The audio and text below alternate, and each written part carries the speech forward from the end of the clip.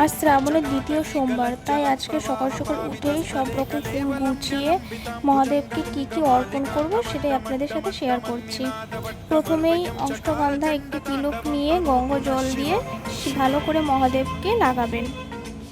সব জায়গাতেই এক এক ফোঁটা করে অষ্টগন্ধা যে তিলকটা আছে সেটা মহাদেবের খুবই পছন্দ। তারপরে ফুলটাকে শুদ্ধ করে নিয়ে মহাদেবকে যেগুলো অর্পণ করব সেগুলো সব কিছু গুছিয়ে নিয়েছি। তারপরে মহাদেবের মাথায় দুধ অর্পণ করে, ঘি, মধু সেগুলো সব অর্পণ করে বেলপাতা দিয়ে, বেলপাতা মহাদেবের খুবই পছন্দ, আকন্দ ফুলের মালা দিয়ে, আকন্দ ফুলের মালা, ধুতরা ফল, নীলকণ্ঠ ফুল সব কিছু দিয়ে মহাদেবকে অর্পণ করব। ধুতরা ফুল মহাদেবের খুবই পছন্দ। যে ফুলগুলো মহাদেবের খুবই পছন্দ সেইগুলি মহাদেবকে অর্পণ করব। মহাদেব একটি বেলপাতাতেই সন্তুষ্ট।